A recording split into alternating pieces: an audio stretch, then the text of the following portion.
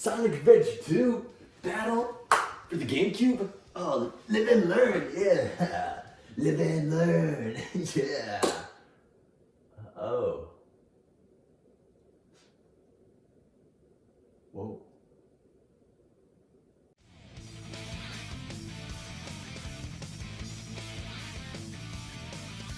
Sonic Adventure 2 is both the best Sonic game and the most speedrun Sonic game, and I wanted to see how good a complete beginner could get at speedrunning the game in only 10 hours of practice.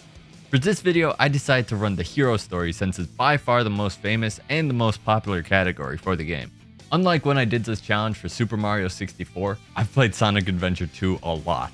I know parts of the game like the back of my hand. Because I had all this experience, I decided that for the first hour, I would just run the game and see how good I could do without any practice or studying of the speedrun at all. So let's see how it went. The first run of the game was really just me playing off memorization and feel. I've played through it so many times that I thought that I could just put up a decent run if I just went and tried it. In terms of speedrunning, Sonic Adventure 2 is a bit unique with its timing, as the community uses both real time and the times with loads removed.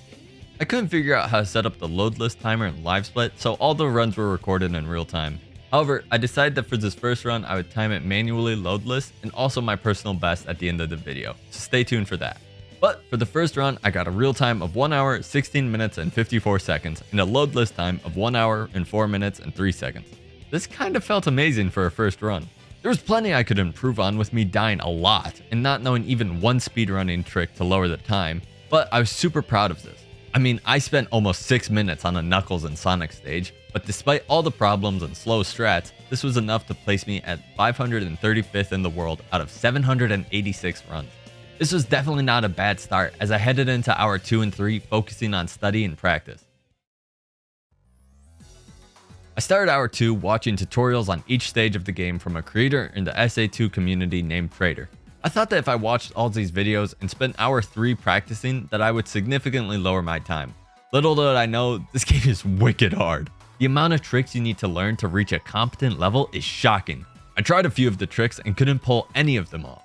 To give you some idea of the tricks, there's a skip on City Escape, a rocket jump on Metal Harbor, a wall run on Green Forest, cap boosting, Eternal Engine skip, also known as Bofa, and the insanity that is Final Rush skip. That's not even mentioning the Knuckles stages, which, okay, I'll be honest, I didn't study the Knuckles stages at all. I just went into the stages and played them a few times to memorize some of the hints. The only two things that I ended up practicing, besides just replaying the stages a bit, was the Final Rush skip, which was way harder than I thought, and the Eternal Engine skip, which I was maybe able to get 10% of the time. So even though I didn't feel much better than hour 1, I headed into hour 5 with the second run to see if any of the things I practiced had actually paid off. So since hour 5 was actually my second speedrun, I used every single trick that I learned and actually failed every single one. But I did end up lowering my time by 13 minutes. Now actually most of the time save ended up coming from memorizing the Knuckles stages. I significantly improved the awful Knuckles stages from my first run, and although I messed up all of the speedrunning tricks, my Sonic and Tails stages went much better as well. I did end up going for that out of bounds Eternal Engine Tails skip that I tried brute forcing and failed way too many times, losing a lot of time. I eventually gave up on the skip after failing 5 times and game overing, which made me just complete the stage normally. But overall, I saved a ton of times this run, ending with a time of 1 hour, 3 minutes, 50 seconds. This would put me at the rank of 399. This was a massive jump from the 535th rank that we got before. If I just died less and fixed the skills that I already had, I was confident that I could lower my time to under an hour. And to get under an hour, I really wanted to fix the problems that really slowed my runs down. These runs helped me discover that I had a huge weakness to the bosses, as I never really practiced them and had really bad execution. I knew that heading into hours 6 and 7, I should make improving my bosses my #1 priority.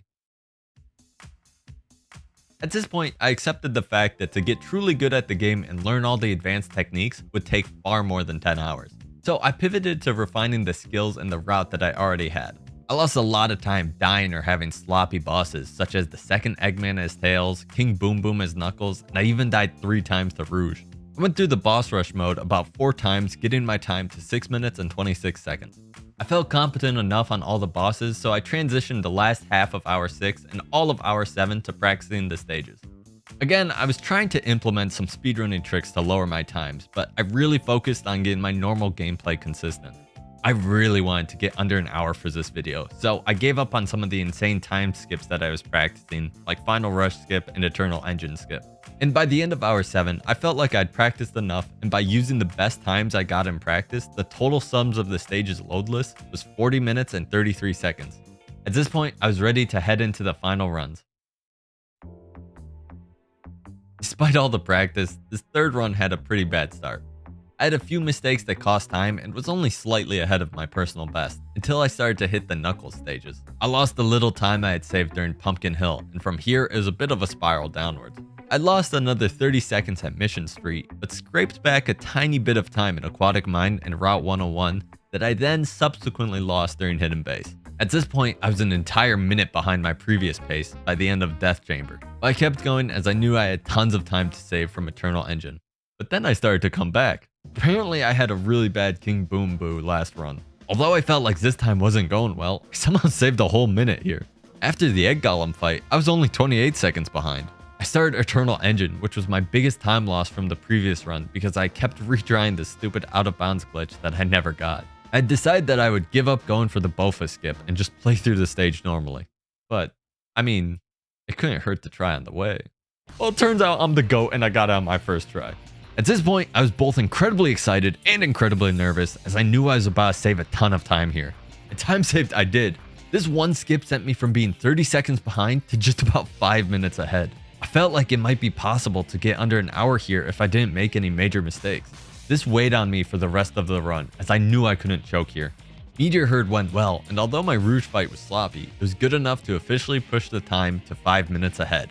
Crazy Gadget went really well with a little bit of time saved, but I ended up struggling in the Dr. Eggman fight, dying a total of 3 times. In entering the last stage, Final Rush is one of the easiest stages to lose time on, as the entire level has the threat of the empty void of space, constantly present if you fall off. Certain areas were omega nerve-wracking, having me sweating almost the entire stage. Again, if I fell off at any point, the dreams of a sub-hour were basically dead, so I needed to play as close to perfection as possible. And I stepped up to the plate and clutched, gaining a second of time. This left me with 2 minutes for the shadow fight, and as long as I played safe, I should easily be able to get a time below an hour. With all the practice and hard work, I ended the run with a 58:32, just in the sub-hour range. Ever since I hit that tail skip on Eternal Engine, I knew I had a chance, and that tension just boiled and boiled for the rest of the speedrun. I put so much pressure on myself because I knew it was possible, and I proved that I got that dog in me. At this point, I moved up from rank 399 to 343, which put me in the top half of the entire world. And honestly, even though there was a lot of mistakes that I could improve on, I felt like this might be my peak heading into hour 9. Well, I saw this coming, but I couldn't get a better time in hour 9 or 10.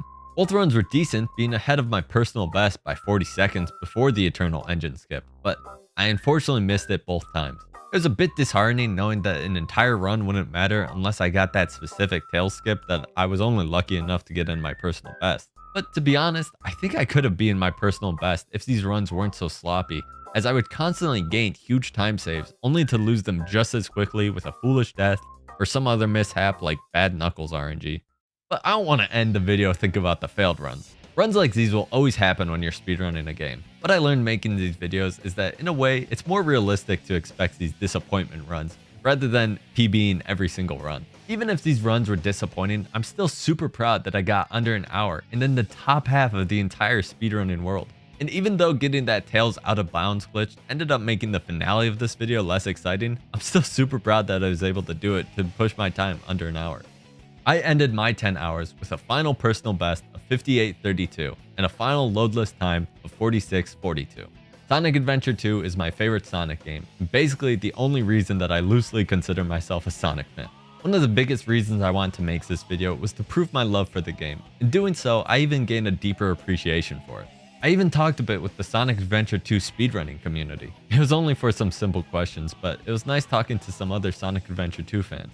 And it was very briefly, but I got to talk to the world record holder for the game, 84, and talking to her is one of the coolest things this YouTube channel has let me do so far. I love Sonic Adventure 2, and I hope this video can convince you to try speedrunning the game, or even just thinking about it. And thanks for watching. Please like, subscribe, comment, or anything, and I'll see you next time. Later.